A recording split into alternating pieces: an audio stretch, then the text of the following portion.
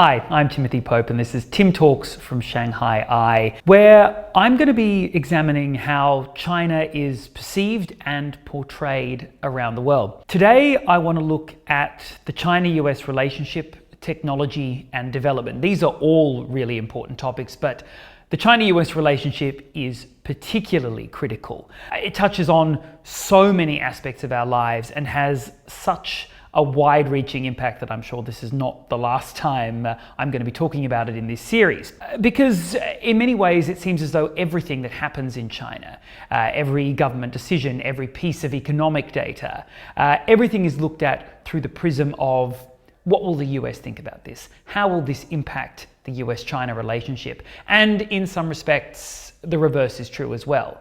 US decisions, US data is looked at from the perspective of how will China react to this. And I think it really is demonstrative of how so interlinked these two countries have become geopolitically and economically. I think a really good way to examine this is through a new podcast from the Airwave Podcast Network called Face Off, the US versus China. It's produced by the former Beijing bureau chief for the New York Times and Pulitzer Prize winner Jane Perlez.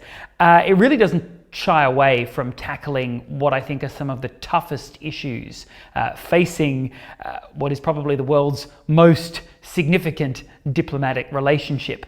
I want to zero in on the podcast's second episode. This one is about links between China and the technology company Apple. Perlez is telling this story through a bit of a mix of personal recollections.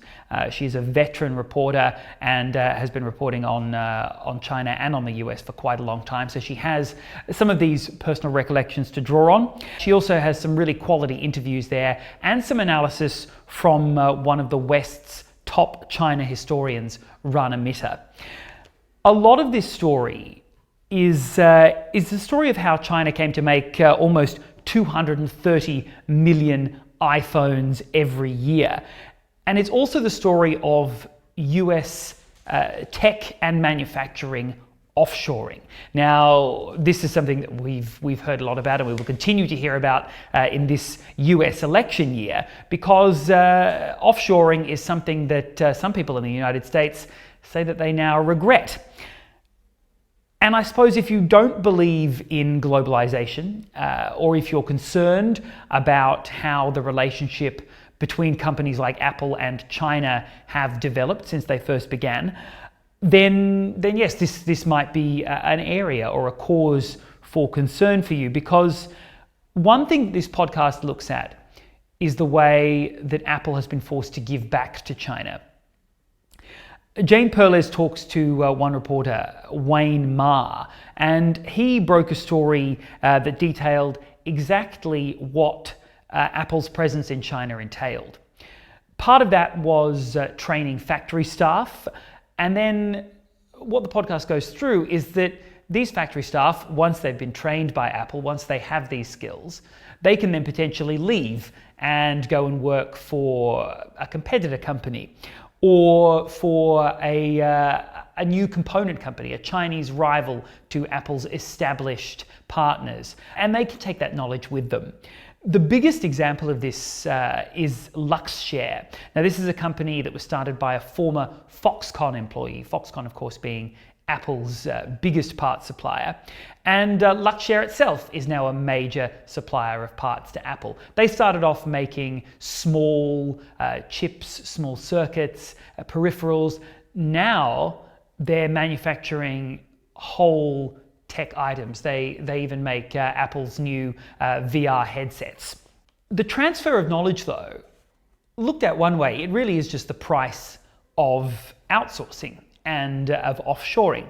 And in that respect, it's a price that Apple would probably have to pay regardless of where it was doing this, wherever it was making iPhones. The fact that most of Apple's attempts to diversify its supply chain, to move beyond companies like Foxconn, the fact that most of that has actually happened within China really says a lot about how easy Apple has had it here. and the strength of the Chinese industrial chain and how attractive it is for these major technology companies and major manufacturers. One thing that I do take away from all this is that for all the political to and fro on this issue of offshoring and of knowledge transfer, this partnership is one that has allowed Apple to make millions and millions of iPhones much more cheaply than they would have been able to do anywhere else. And that has enabled millions of people around the world to have the technology that they want. And Apple might be trying to get operations up and running in other countries. We know that they have operations in India and Vietnam that they're trying to get kickstarted. But replicating what they have here in China in those countries is going to take a lot longer, and it's going to be a lot more difficult than it has been to get set up on the Chinese mainland. And there are a variety of reasons behind that. India, for example, doesn't have the same kind of migrant worker culture that enables China to build such enormous manufacturing and have the kind of manufacturing density that Apple wants and Apple needs. Like all of the stories that the Face Off podcast presents, it's not just a historical curiosity. It's something that's still very, very relevant. We saw the Apple CEO Tim Cook here in China earlier this year in Beijing for the China Development Forum, where he was speaking to some of China's top leaders. And deals like the one which brought Apple to China are still being done today. We see a recent example of this is the one that brought Tesla here to Shanghai, where it's got an enormous gigafactory that enables it to build 1.1 million cars every year. You just have to look at that to see how relevant this issue still is. It's also important because China, of course, wants to lead the world in high-tech manufacturing. And that is an ambition that tech majors around the world and other countries are going to have to come to terms with, because it's certainly one that China does not appear ready to take a step back from. One of the highlights for me of every episode of Face Off is the historical insights and the analysis that we get from Rana Mitter. Historically, he's a heavy hitter. He is the S.T. Lee Chair of US-China Relations at the Harvard Kennedy School. He's also the author of a number of books on contemporary Chinese history. And together, Rana Mitter and Jane Perlez are really able to put each episode and each episode's topic into context.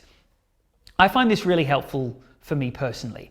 I am neither Chinese nor American, so in a sense I don't really have a dog in this fight. I am a Westerner, I'm an Australian, but I've been living in China for 10 years. So in a sense what this means for me is that there's just a lot that I don't know. I don't know what it's like to be from a small or medium-sized US city that's lost a lot of jobs from manufacturing offshoring to China. I also don't know what it was like to live through China's extraordinary transformation into the manufacturing powerhouse that it is today. So what I find really, really helpful is the way that these two can really explain the historical context behind all of these issues. I came away from that thinking that they'd done a really good job just being critical of the subject matter and presenting it in a really fair way. So if you decide to check it out, I really hope you enjoy it as well. We'll see you next time.